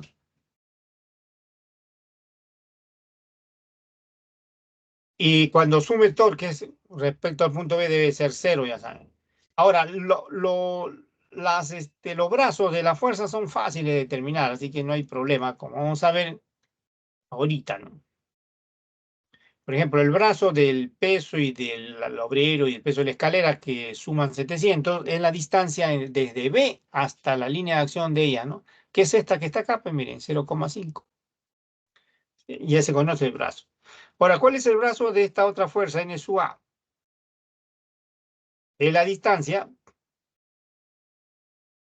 desde el punto B hasta la línea de acción, la distancia perpendicular del punto B hasta la línea de acción de esa fuerza.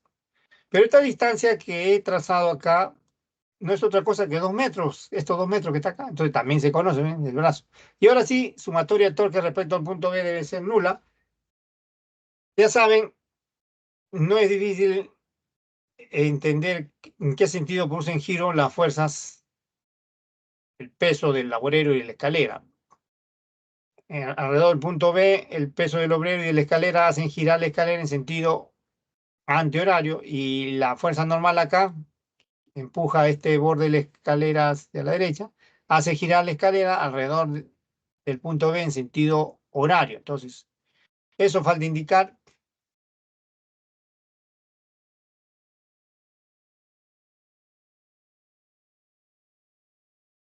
Vuelvo a repetir, la fuerza normal en el punto A hace girar la escalera en sentido horario, el torque se escribe con signo negativo,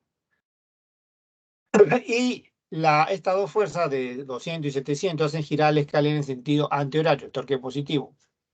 Así que cuando se sumen los torques, como pueden ver al lado derecho, miren, el torque de la normal es negativo, se pone negativo, la normal por su brazo, es 2, pues, ¿no? La fuerza vertical hacia abajo de 700 y 200, o sea, 900, produce el torque positivo, y aquí es antihorario, se multiplica esa fuerza de 900 por el brazo, que es 0,5, ¿no? Y eso es igual a 0, de ahí sale la normal, pues se cancela ahí, en la mitad de 900 es 450, la mitad de 450 es 225, ¿no? Y se despeja fácilmente la normal, ¿no? En el punto A, ¿no?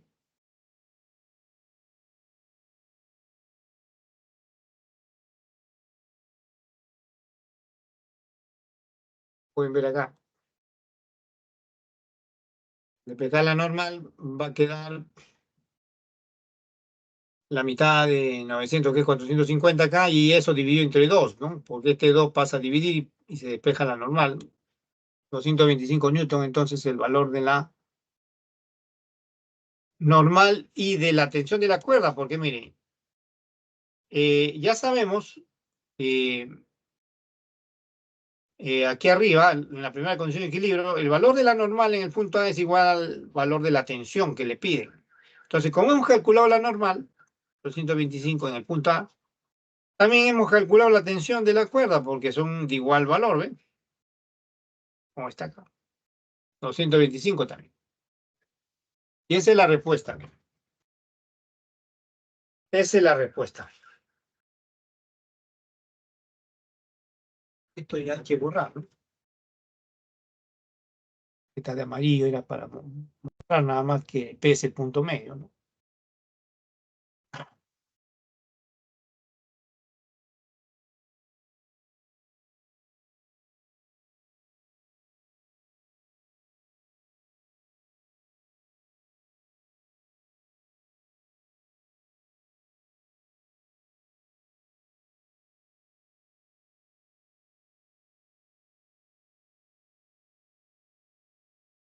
Veamos el 8 ahora. Dice, dos jóvenes P y Q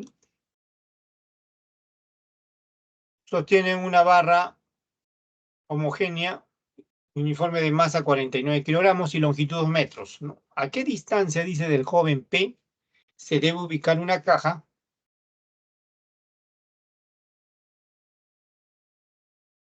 de masa 35 kilogramos para que la fuerza P de P, o sea, de la persona P, sea el doble que la fuerza de la persona Q? Ya, esa es la figura entonces. Acá también tenemos que empezar fijando el cuerpo de estudio, ¿no? Entonces aquí, si observamos bien, el cuerpo de estudio va a ser la barra, ¿no? La barra. En los extremos de la barra actúan fuerzas ejercidas por la persona, eso ya está claro. Ahora, la barra tiene un peso, la masa es 49, el peso es 490. Como es homogénea, actúa en el centro, pues. Ahora, el bloque también tiene un peso que es dato, y la masa es 35, la gravedad 10, 350 newton, el peso del bloque. Y le están pidiendo la distancia del bloque hasta el extremo izquierdo, o sea, de la barra. Ya, indiquemos la fuerza entonces sobre la barra. Una es el peso, ¿no? Actúa en el centro, 490. Ese es el centro, ¿no? De la barra. Otra cosa más es que como es el centro y la barra mide 2 metros, es 1 metro para acá, hasta cada extremo, ¿no? Del centro. Ahora, esta otra flecha de rojo indica el peso del bloque, 350 newton. Y a ustedes le están pidiendo no olvidar la distancia entre el bloque y el extremo izquierdo. Esta X de acá. ¿Y a qué otra fuerza actúa? La fuerza que ejercen las personas sobre los extremos izquierdo y derecho. Hay un dato ahí que dice que determinen la distancia del extremo izquierdo, o sea, del joven P, de la persona P, hasta la posición del bloque, para que la fuerza que ejerce la persona P sea el doble de la que ejerce la persona Q. Entonces, si llamamos R a la fuerza, F, en este caso, ¿no? F, la fuerza que ejerce la persona Q sobre el extremo derecho de la barra, 2F será la fuerza que ejerce la persona P sobre el extremo izquierdo de la barra, ¿no? Todas las fuerzas que ven ahí son paralelas, ¿no? Todas. Y la barra se asume que permanece en equilibrio. Ahí otra vez en todos los problemas se olvidan de poner equilibrio, ¿no? Aunque está implícito, pero debe decir, ¿no? O si no dice, deben poner, sostienen una barra homogénea en posición horizontal, cosa que ya, pues, ¿no? Puede asumirse como equilibrio, ¿no? Pero en el enunciado debe decir ya equilibrio, en equilibrio, ¿no?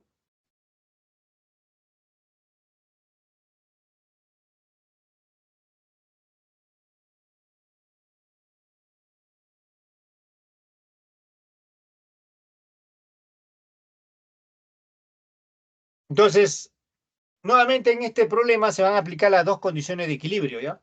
Como no se conoce la fuerza que ejercen las personas en los extremos de la barra, la primera condición de equilibrio permite determinarla, ¿no? Simplemente sumar fuerzas verticales igualar a cero, ¿no? Hacia arriba tenemos F y 2F, hacia abajo 350 y 490. Así que 2F más F hacia arriba debe ser igual a 350 más 490 hacia abajo, ¿no? Entonces a la izquierda vamos a tener 3F, a la derecha vamos a tener 940, ¿no?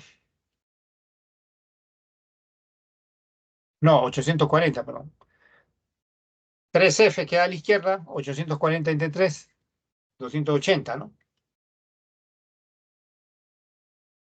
Ya conocemos F, ¿no? Ahora sí podemos determinar X, pero X no se puede determinar con la primera condición de equilibrio, hay que aplicar la segunda condición de equilibrio.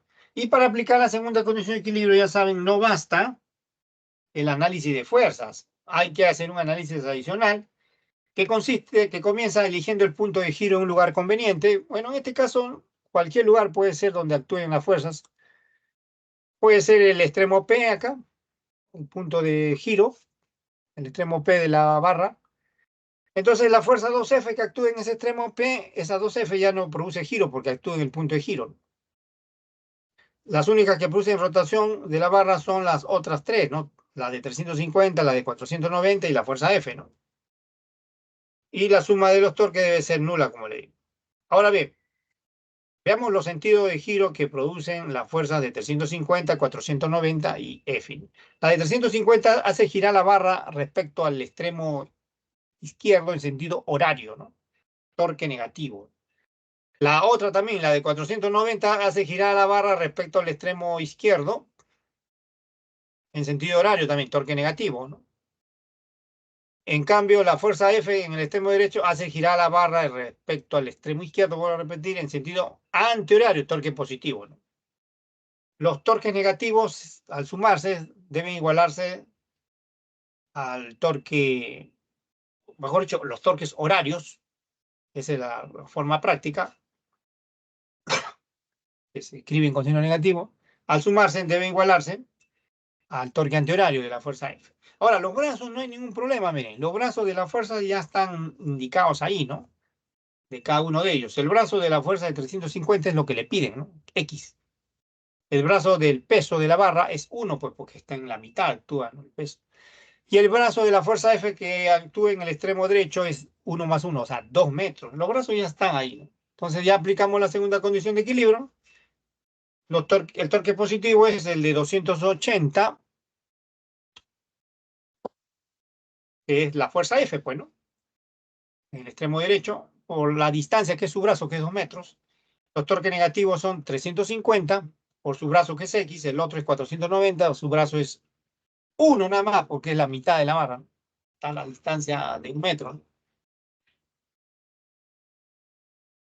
Se puede cancelar un 0 ahí, ¿no?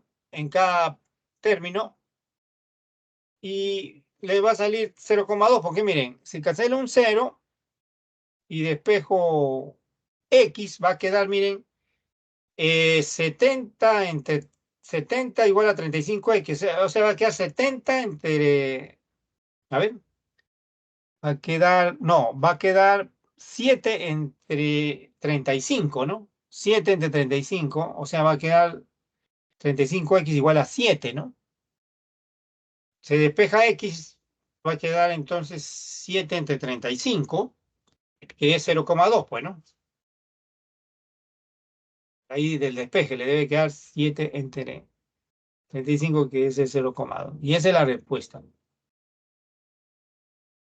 Esa es la respuesta. Veamos las respuestas de los ejercicios propuestos. Acá al final están, ¿no?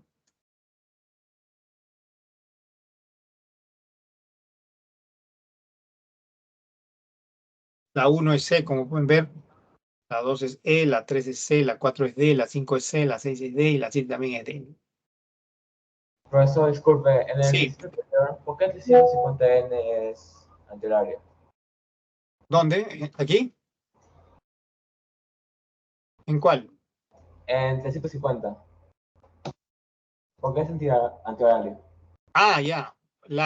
El punto de giro está acá, en el extremo izquierdo. ¿Ya?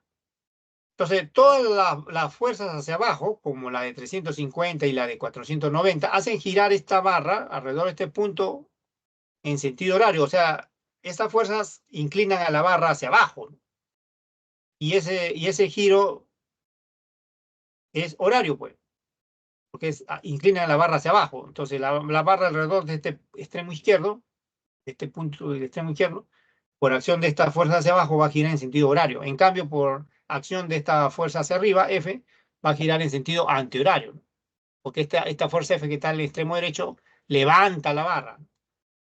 Y como la barra gira alrededor del extremo izquierdo, debe girar en sentido antihorario por esta fuerza que está acá, F. En cambio, estas que están hacia abajo sí hacen girar, a rotar a la barra alrededor de este extremo izquierdo en sentido horario, que actúan hacia abajo, ¿ya? Inclinan hacia abajo. Ya, esa es entonces la explicación. Ok, profesor, gracias. Bien.